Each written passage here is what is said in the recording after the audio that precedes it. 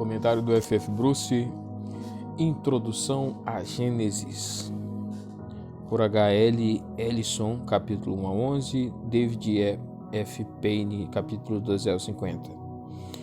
Observação: as referências a comentários e livros sobre Gênesis são feitas pelo nome do autor, detalhes completos estão na bibliografia. Nome: Gênesis é a primeira parte do Pentateuco, os 5 livros de Moisés. No entanto, estes são considerados pelos judeus como essencialmente um livro, sendo a divisão estabelecida originariamente por motivos de conveniência.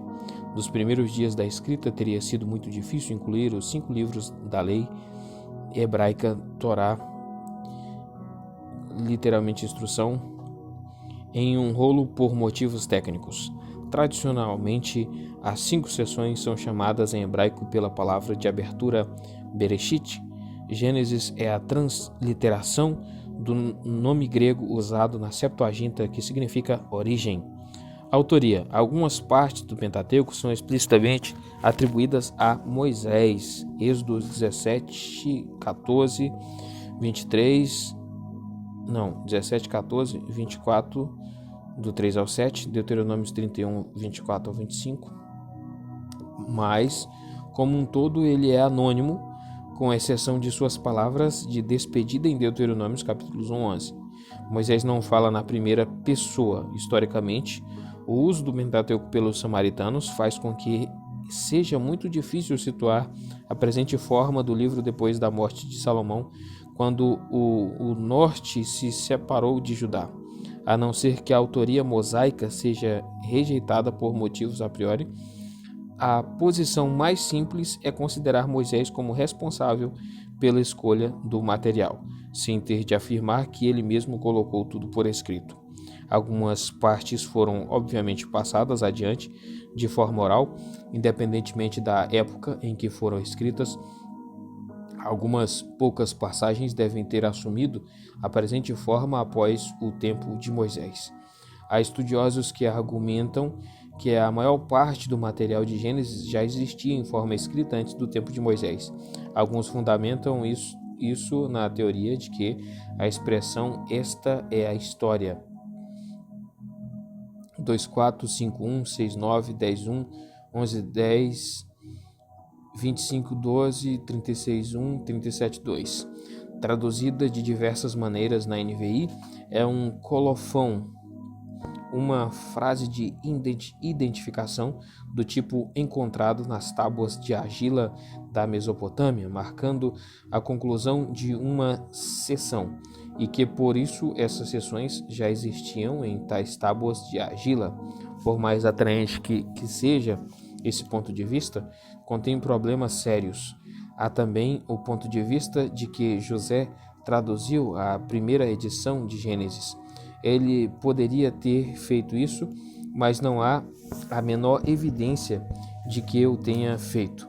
De qualquer maneira, as genealogias e provavelmente o capítulo 14 podem ter existido na forma escrita numa época pré-mosaica.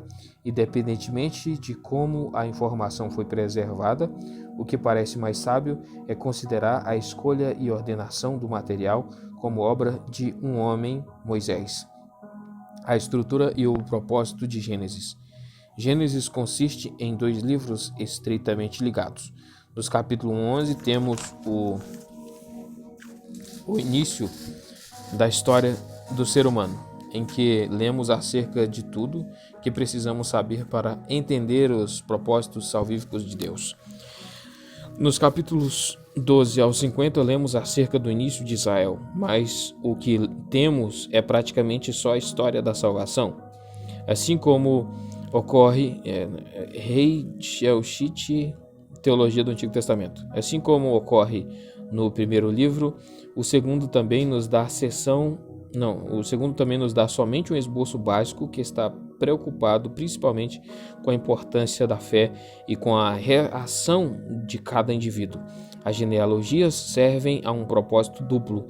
Elas destacam a unidade da humanidade no seu pecado e fracasso e que ninguém está fora do alcance da graça e do cuidado de Deus. Isso significa que, no sentido mais verdadeiro, a intenção de Gênesis é revelar o caráter e os propósitos de Deus e também o estado decaído da humanidade. Os principais problemas de Gênesis. Mais do que qualquer outro livro da Bíblia, Gênesis 1:11 suscita problemas que exigem um nível elevado de conhecimento secular a uma série de tratados especiais na busca de soluções, se é que o homem, com o seu conhecimento limitado, pode encontrá-las. Esta contribuição para a interpretação de Gênesis foi escrita com base no ponto de vista de que a compreensão verdadeira de sua mensagem não depende do conhecimento científico. Embora o autor tenha suas convicções acerca de uma série desses aspectos, ele tentou não impor seus pontos de vista, pois seria orgulho intolerável da sua parte fazê-lo, especialmente porque ele não é autoridade na maioria dos assuntos relacionados ao tópico. Assim, os comentários textuais serão limitados em grande parte à elucidação do significado do texto hebraico. Para aqueles que desejarem mais informações, mesmo que limitadas, as notas adicionais na obra de Kidner certamente serão muito valiosas. Além disso, Birch recentemente nos proporcionou uma análise equilibrada e erudita das questões principais. Uma advertência, porém, se faz necessária. É correto e adequado que as pessoas com formação científica busquem luz acerca dos segredos da natureza e do passado do ser humano nas Escrituras, como também nas evidências do universo físico. Os dois elementos são obra do mesmo Deus e, em última análise, não podem estar em conflito, mas nunca se deve pressupor que esta informação incompleta, por sua própria natureza e sempre passível de modificações à medida que a ciência avança, seja a compreensão verdadeira das Escrituras e de seu propósito. Nunca devemos pensar que a sabedoria e o conhecimento deste mundo dão alguma vantagem ao cristão na compreensão da revelação divina, nem que a ignorância seja uma ajuda para a espiritualidade. A criação. Aqui temos 5 problemas principais. Primeiro, a revelação entre Gênesis 1 e 2. Este comentário segue o ponto de vista geralmente defendido de que os 2 capítulos estão observando o mesmo evento, ou seja, a criação do homem de diferentes pontos de vista. Há aqueles, no entanto, que creem que esses capítulos devem ser lidos de maneira consecutiva, com um intervalo de tempo considerável entre eles. Isso foi defendido com muita erudição recentemente por E.K.V. Peirce. 2. Gênesis 1 e a ciência. O comentário adota a posição de que a pesquisa científica recente fornece um retrato que se aproxima da ordem dada em Gênesis 1 e menciona apenas as exceções principais. 3. Evolução. Além de chamar a atenção para os diversos verbos usados para descrever a ação criativa de Deus, os meios que ele usou não são considerados se foi por criação especial de ponta a ponta ou por uma evolução conduzida por Deus e intercalada por atos criativos. O hebraico é compatível com os 2 pontos de vista. 4. O significado de dia, apesar da grande quantidade de material escrito por alguns acerca deste tópico, parece impossível estabelecer com certeza o significado de dia. Yom, no hebraico, em Gênesis 1, embora possa significar 24 horas, todo o ato criativo acontece em um dia, em Gênesis 2:4, em hebreu, o hebraico no caso. Em diversas afirmações a respeito da atividade de Deus, o significado é claramente um período indefinido. De qualquer forma, se a teoria, que não pode ser provada, dos dias da revelação for correta, comentário acerca do capítulo 1, então a controvérsia deixa de ter sentido. 5. Gênesis 1:2 indica uma reversão ao caos. Esse ponto de vista, às vezes chamado de teoria do intervalo, de que Gênesis 1:2 indica um intervalo entre a criação original de Deus e a criação do que existe agora, tornou-se popular pela primeira vez no século XIX como tentativa de conciliar a perspectiva da criação em 6 dias com a existência dos fósseis nas camadas geológicas que pareciam sugerir períodos muito longos, além de dificuldades intrínsecas. O hebraico de 1:2 não vai dar apoio ao significado forçado sobre o texto por essa teoria. Atualmente, essa teoria está sendo aos poucos abandonada por aqueles que tentam harmonizar Gênesis com os registros teológicos em favor da tese de que as camadas e seus fósseis foram depositados aí pelo dilúvio. B. O dilúvio. Até recentemente, a questão principal dentro dessa controvérsia era se o dilúvio tinha sido mundial ou confinado à região habitada pelo homem. Isso implicava desdobramentos sobre teorias da inspiração, pois as evidências físicas eram insuficientes para uma resposta convincente. Mais recentemente foi divulgada a tese, especialmente por Whitcomb e Morris, de que o dilúvio teve proporções cósmicas e que as camadas e seus respectivos fósseis depositados pela água decorrem desse fato. A Bíblia não diz nada de conclusivo sobre este tema e os argumentos dos dois lados da discussão fundamentam-se principalmente no uso seletivo das evidências disponíveis. C. A antiguidade do homem. O homem, como é retratado em Gênesis 4, pode ser datado com certeza razoável a partir do período paleolítico, no final da última era do gelo, em torno de 8.000 a.C., mas os paleontólogos afirmam ter encontrado traços de Homo sapiens, do homem como o conhecemos no período paleolítico. Sem expressar opinião alguma acerca desse tópico altamente técnico e controvertido, precisamos dizer que não foi a forma física ou talvez intelectual, mas a imagem, a semelhança essencialmente espirituais que fizeram de Adão um verdadeiro homem. Letra D. Cronologia. Para o judeu, o ano que começou, por exemplo, em outubro de 1976, foi 5.737 desde a criação, visto que no século 17, o arcebispo James Ussher calculou que a criação deve ter ocorrido em 4004 a.C. Houve outras estimativas também, fundamentando-se puramente em afirmações bíblicas. Em anos recentes, no entanto, a arqueologia foi capaz de estabelecer uma cronologia para o Antigo Oriente Médio que é correta, com uma margem de erro de apenas alguns anos que vai até 2.000 anos. Antes disso, a margem de erro aumenta, mas quando o primeiro muro de Jericó é datado pelo método do radiocarbono de uma época anterior a 700 a.C., a 7.000 a.C., a margem de erro é de alguns séculos. Há muitas evidências de que, exceto onde o texto mostra sinais de corrupção, os números apresentados são corretos, mas não podemos usá-los para construir um sistema cronológico coerente e, por isso, não vamos tentar fazê-lo. O texto de Gênesis. Assim como em todo o Pentateuco, o texto de Gênesis foi muito bem preservado. Na maioria dos casos em que a NVI e outras versões importantes diferem do TM, fica claro com base na Septuaginta e nas edições samaritanas que algumas palavras foram acidentalmente omitidas no hebraico. E aqui já vai começar a questão do próprio Gênesis. É o primeiro capítulo de Gênesis, né? Isso aí.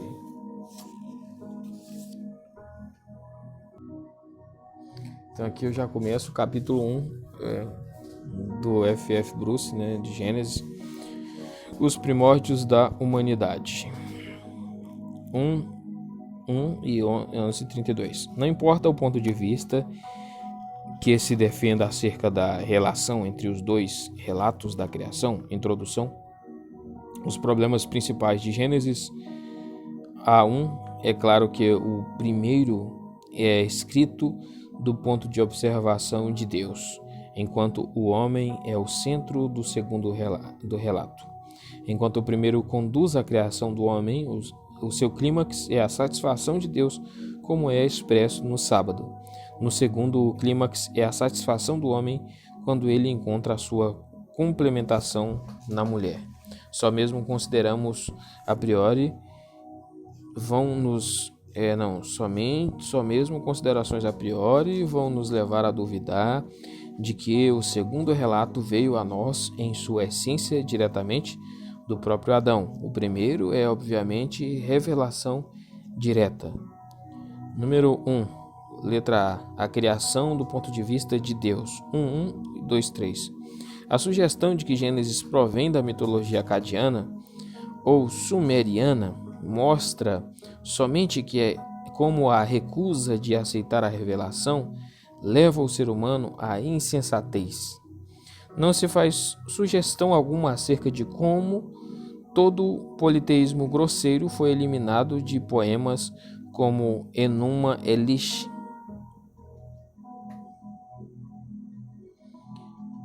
Heidel de Babylonian Genesis, e de como no processo foi estabelecida uma ordem de criação singular na literatura antiga e não imaginada por ninguém fora da tradição hebraica até tempos modernos.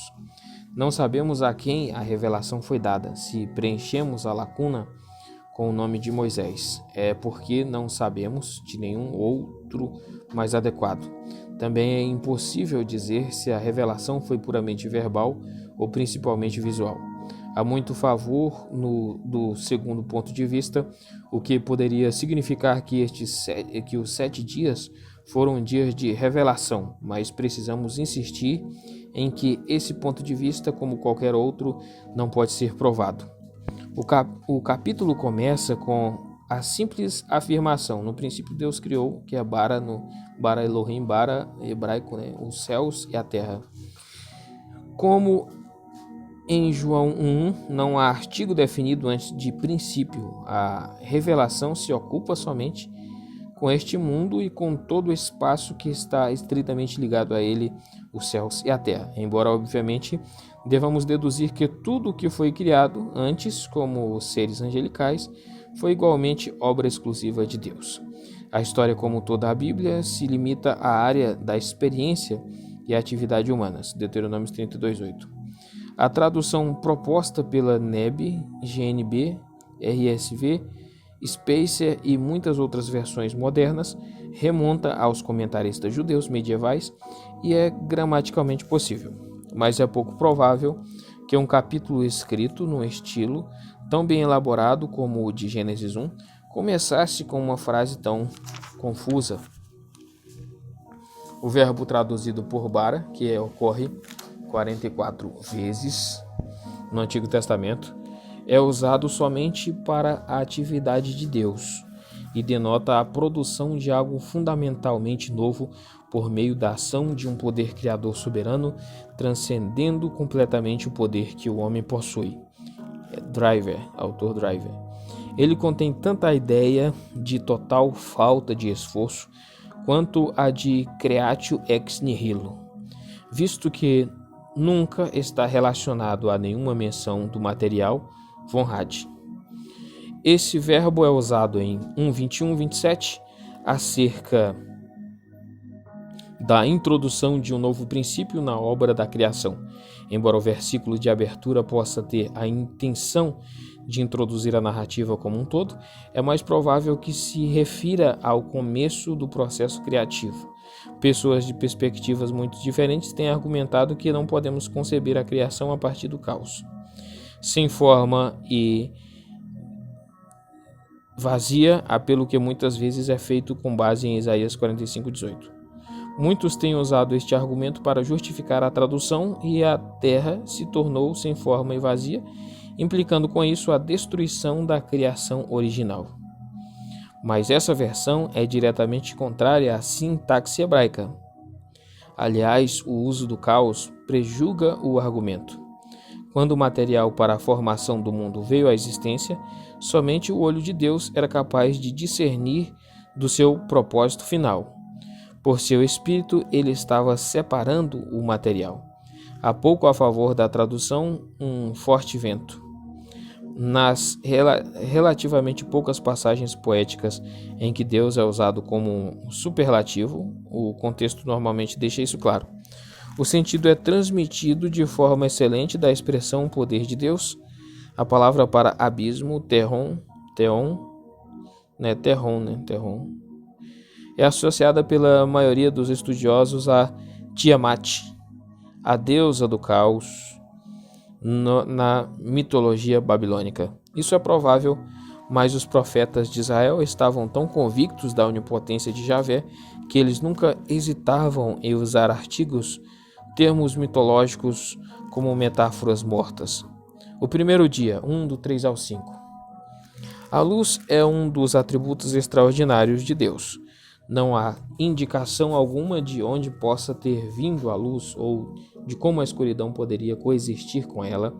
João 1:5. A escuridão persiste na área delimitada a ela por Deus, até que na consumação a noite desaparecerá. Apocalipse 21:25 e 22:5. O fato de que a luz é louvada e não a escuridão mostra que o método que Deus utiliza na criação inclui a eliminação gradual do que é imperfeito. Isso também é indicado pela sequência noite-manhã, apontando para o desenvolvimento crescente do menos perfeito para o mais perfeito. O método judaico posterior de contar o dia a partir do pôr do sol deve ter sido deduzido de Gênesis 1 e não o contrário.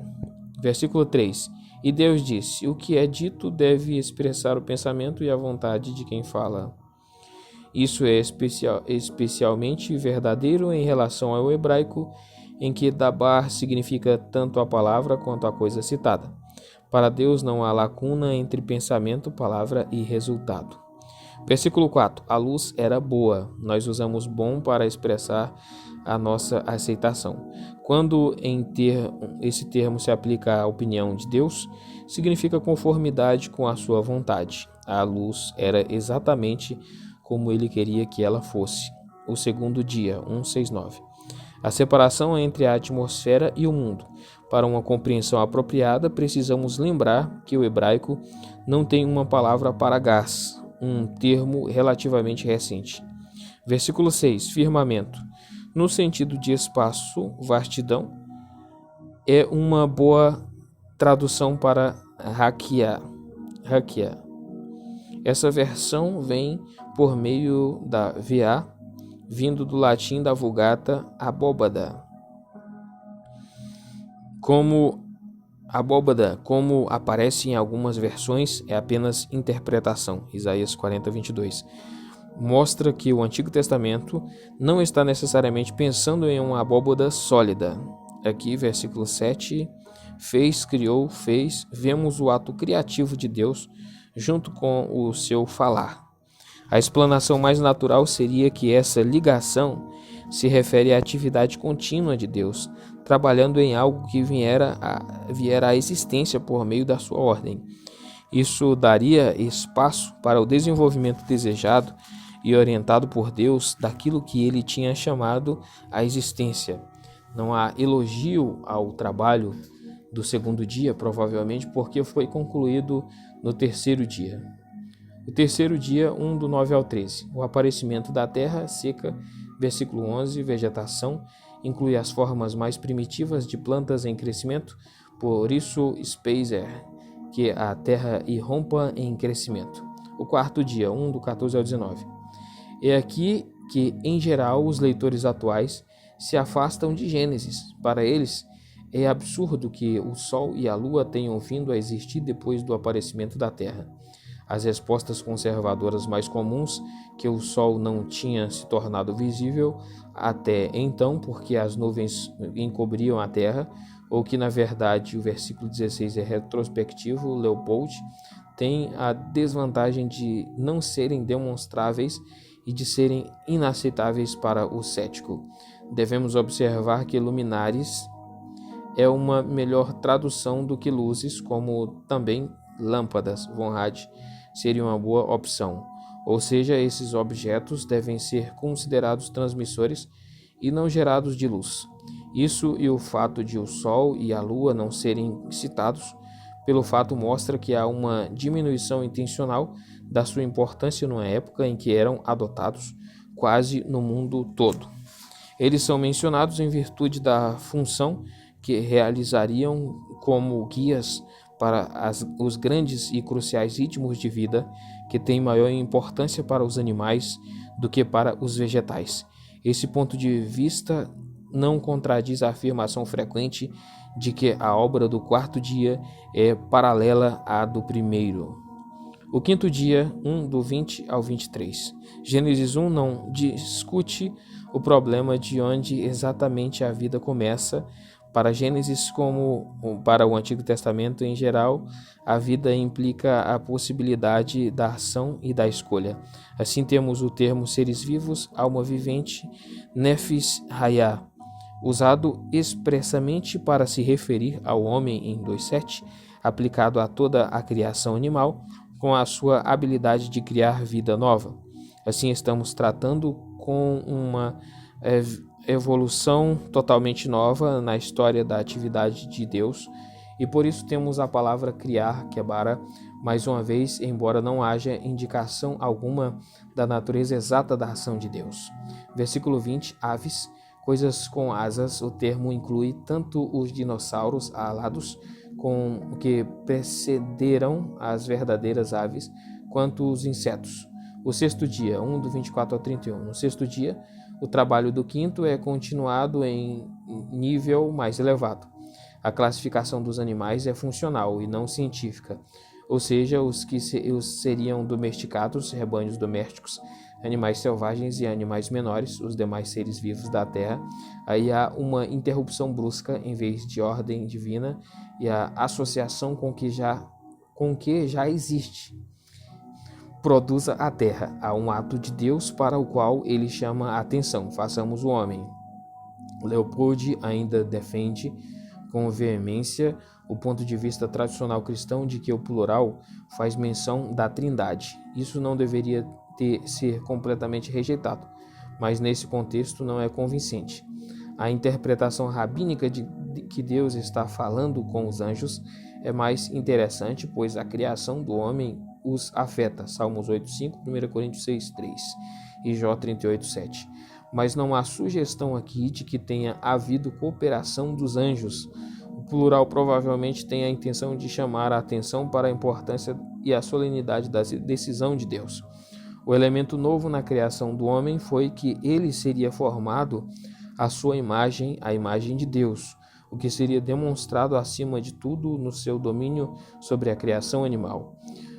No contexto imediato, isso foi demonstrado na sua habilidade de ter comunhão com Deus, em última análise e talvez o aspecto mais importante.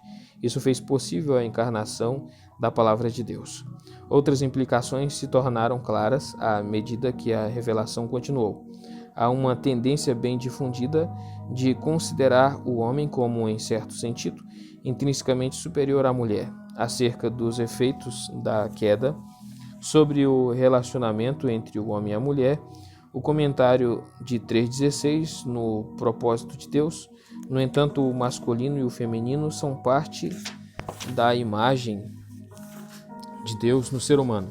A parceria, a igualdade e a subordinação voluntária resultantes são, em certa medida, a revelação da natureza trina de Deus. A conclusão divina, tudo havia ficado muito bom. Versículo 31, leva muitas pessoas a imaginar condições paradisíacas em toda a terra, mas isso não significa nada mais do que a conformidade com o plano de Deus. O comentário do versículo 4, deveríamos dar o devido valor aos termos usados no versículo 28, subjuguem cabas, pisar em e dominem sobre rada, esmagar com os pés. Esses termos mostram, esmagar com os pés. Esses termos mostram que Deus estava incumbindo o homem de uma grande tarefa. não apenas pressupor com base no versículo 30, que na criação original não houvesse carnívoros, embora isso seja defendido por Leopold. O sétimo dia, 2 do 1 ao 3. Aqui já é o capítulo 2, então. Aqui já vai ser outro vídeo para o capítulo 2.